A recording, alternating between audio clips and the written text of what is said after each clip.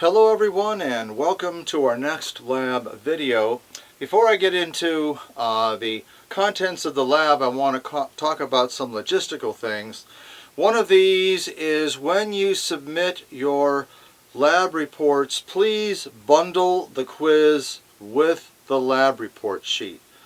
There are programs that will let you do this. There are programs that will let you take pictures and then convert them into PDF documents, and you should be able to bundle those into a single document. Most of you have been doing that.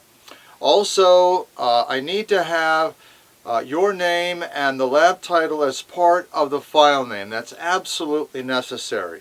The format I want you to use is last name dash first name dash lab title dot PDF. Okay, last name dash first name dash, this would be double slit dot PDF. That helps me keep all of the files that I have coming in the email organized. I will be sending out a notice about this video that it's available, and attached to that should be the lab handout, which gives this sort of thing written down.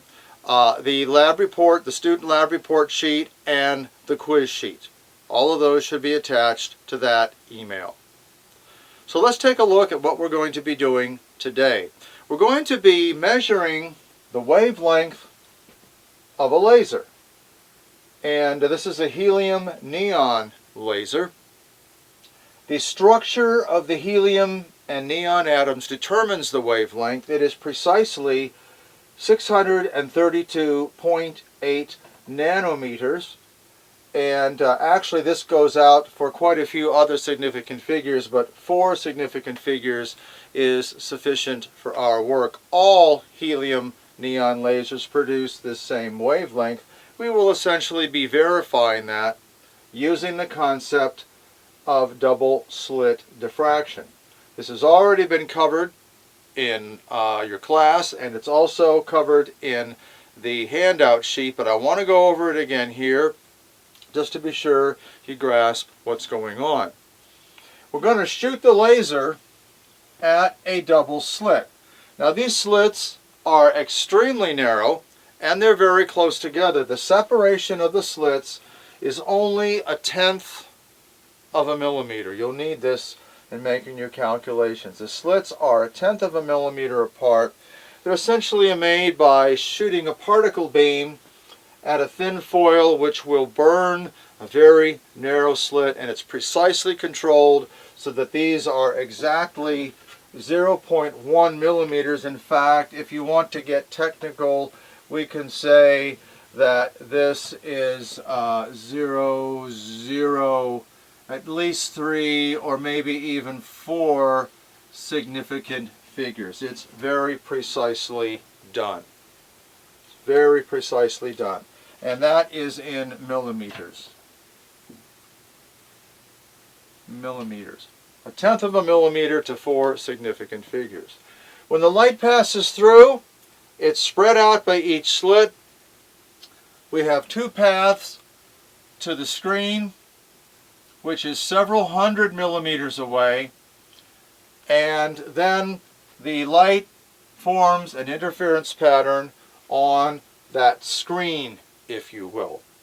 And according to the rules that are worked out in the textbook, the condition for a bright area to occur on the screen is that the slit separation times the sine of the angle out to that maximum is equal to m times the wavelength of the laser. This is derived in the textbook. M is called the order of the diffraction maximum. This is an equation for a diffraction maximum. When we get to the single slit, it is an equation for the minimum, which is totally different. So you've got to be very careful.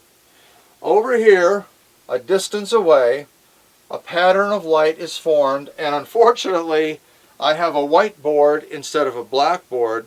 What it looks like is something like this. You get some dashes on the screen, except they're red light, not black, with black lines or darkness in between them. The dashes are equally spaced, but they're not equal brightness. The middle one is brighter than the two on each side, or a little bit dimmer, and then there's another one here which is even dimmer. All right, but they are equally spaced, and the dark lines, if you will, between them are also equally spaced. And we are going to be critically interested in the location of those dark lines.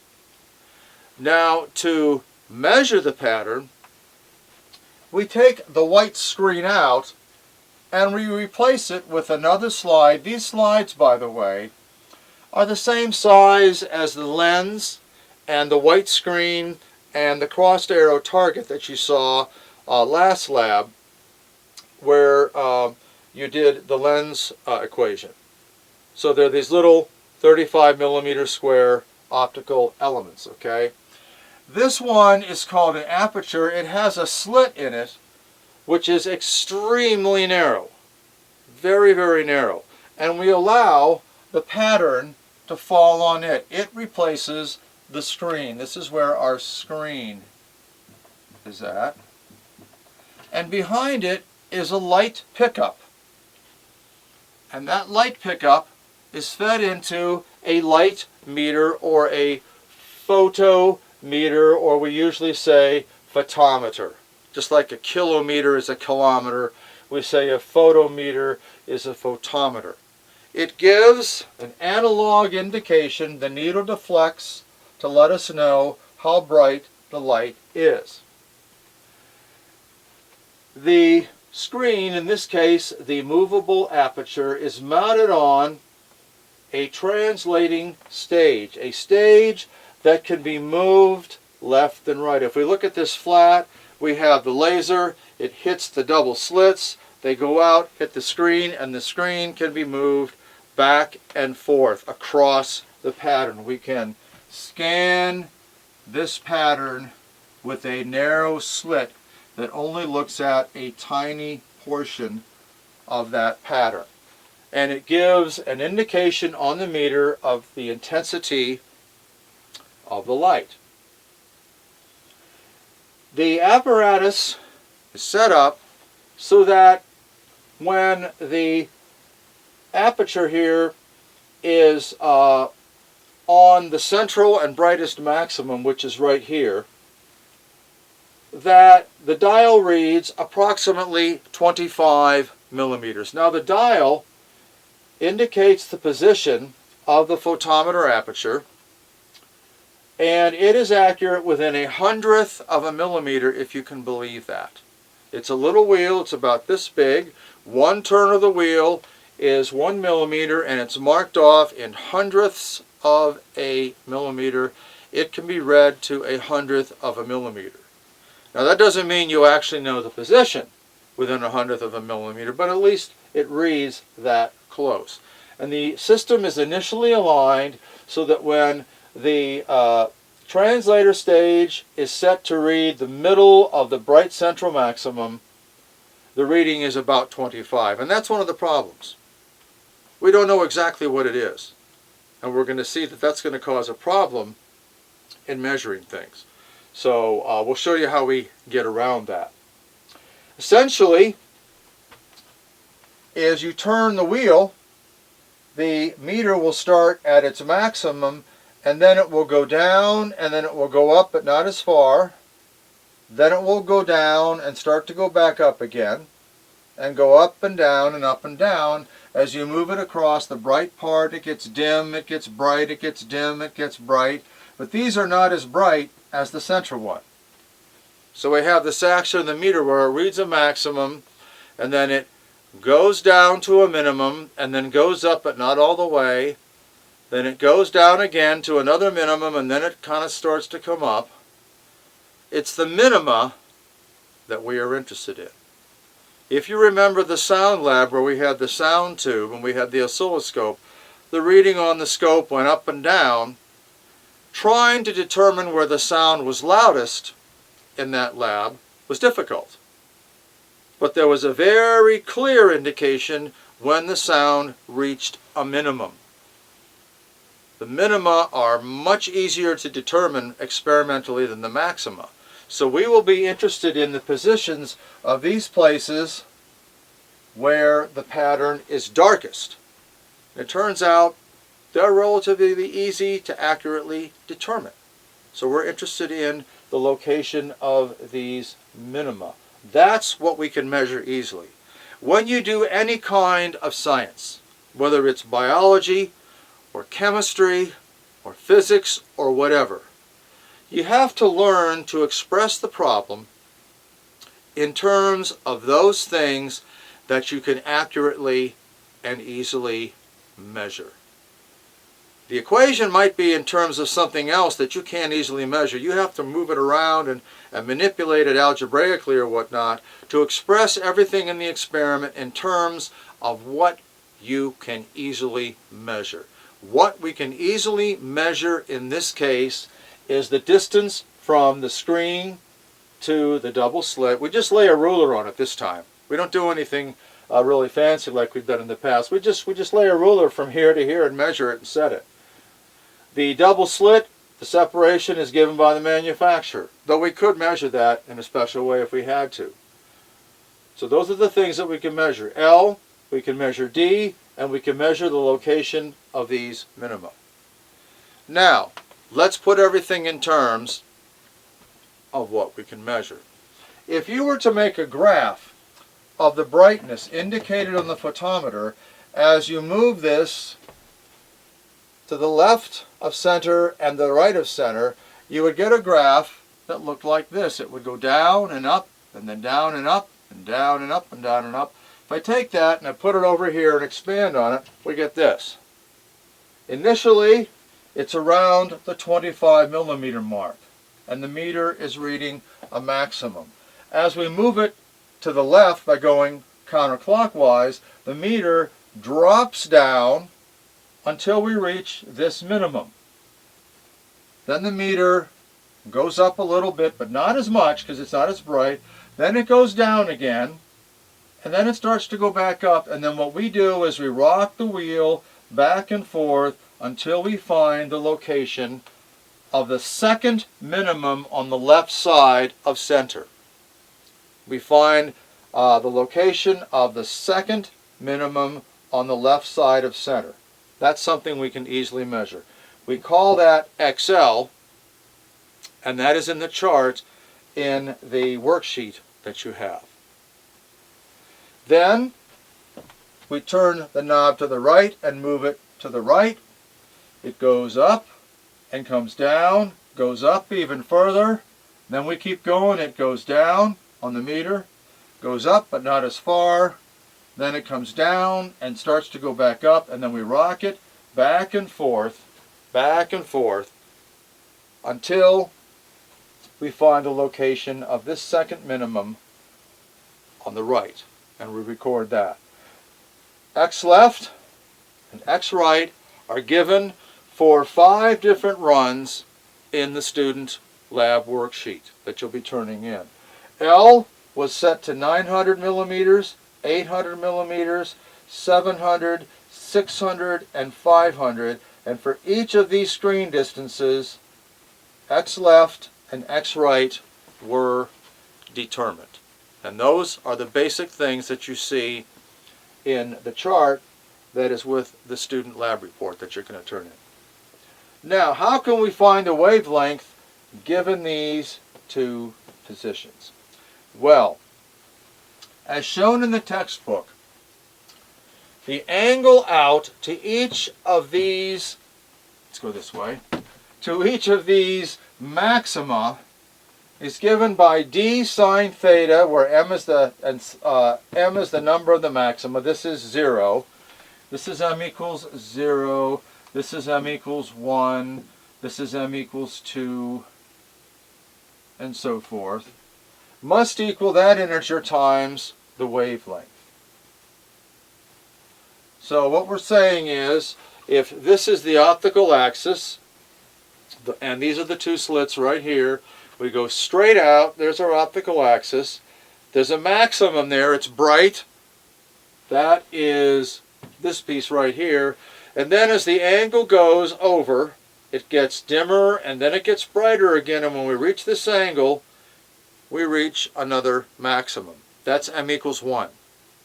Then the brightness goes down as we go further out. It comes back up. And finally, it goes back up, and that's m equals 2. And that's on each side of the central maximum. Those angles are very difficult to measure, but they are very small. We're talking about an angle of, imagine 900 millimeters and maybe 5 millimeters. Very small angles, and we use that to advantage. If theta is small, we find that the sine of an angle and the tangent of an angle are equivalent to each other. If you put your calculator in radians mode and you take the sine of 0.1 radian and the tangent of 0.1 radian, you'll get essentially the same thing. So we can replace the sine with the tangent. But the tangent is the opposite over the adjacent. And if we come here, if this is the screen and way back out here is the slit, this is L right here, and the distance from the middle out to the location of that maximum we're going to call xm. x1 is the distance from the center to the first maximum, x2 is the distance from the center to the second maximum, and so on. This is the opposite over the hypotenuse is, or opposite over the adjacent is the tangent. So we can write the tangent of theta as the distance of the maximum from the optic axis in the middle divided by the screen length, xm over L. And if we then put that in here, we get d xm over L is m lambda, okay? So this gives us the distance on the screen from the particular maximum and its relation to lambda. Now again, that's not easy to measure. That's not easy to measure. But look, if you come to our screen, there are minima here where the brightness is a minimum, and you'll see that the spacing of the maxima is the same as the spacing of the minima. That the distance along the screen, over here we can come, the distance from the center of one of these dashes to the next is the same as the edge of one dash to the other edge of the dash. The distance between the minima is the same as the distance between the maxima. So delta x is the distance between the minima as well. We can easily determine that. If we measure the position of this minima, which we did, as I mentioned, and we measure the position of this minimum, as we did, the difference between these, the right minus the left, is 1, 2, 3 dash lengths. That distance divided by 3 is delta x. So by measuring x left and measuring x right, finding the location of the second minimum on each side, and then subtracting the 2 and dividing by 3, that will give us delta x. Once we know delta x, watch what happens. If we take this and we relate it to this, we can say that the position of a particular maximum, here it is, d xm over L is m lambda. xm over L is the tangent. Okay? I'm going to show you how we get this. This is the one that we're going to use for calculating the wavelength. So I'm going to derive this. So we're actually going from here over here. Okay, so there's that equation again. The xm is the distance along the screen from the center maximum out to the next maximum. This would be x1, this would be x2. So with this would be x1, this would be x2. From the middle, let's draw it this way, from here to here, there's x1. And from there out to the next one is x2. So if we take the next one, we increase the order by 1 and replace xm by xm plus 1, replace m by m plus 1, we get d times xm plus 1 over L is m plus 1 times lambda. That's m lambda plus lambda when you bring this in. Now, if you subtract these two equations, you get d over L times xm plus 1 minus xm, but that is the distance between the minima, or it is the length of the dashes. This is delta x. And m lambda plus lambda minus m lambda, cancel, cancel, is lambda. And that says that d times the separation of the minima, or the maxima, divided by the screen length, is the wavelength. Okay? So, you set L equal to 900, 800, 700, 600, and 500. You determine x left and x right. They're listed in the table. You subtract these and divide by 3 to get delta x. You know L. You know D. You can calculate lambda for each of these runs. You will calculate 5 different values of lambda. You can then, and keep them to perhaps 1/10 of a millimeter. Then you can average all of those and get an average lambda. So you can find an average lambda. And then you can compare that to what we know we have for the actual wavelength. Okay? So once you get 5 different values of lambda, 1 for each value of L, and each different value of delta x, you calculate those, you average them all together, show that work, and then calculate the percent difference in the whole thing. Now, what calculations do I want to see?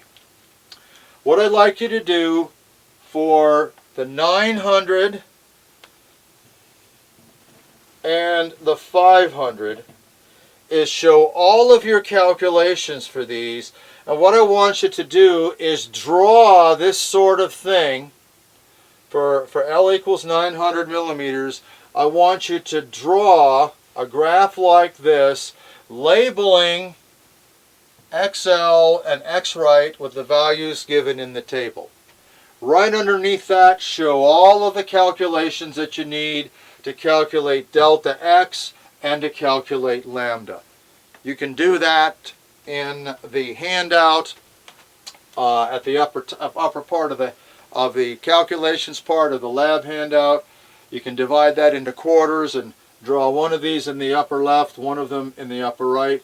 Show the calculations right below that and any other extra calculations you might have. So show all of your work for 2 of the runs. The rest of them, fill in the table, show your work for calculating the average value of lambda and your overall percentage difference.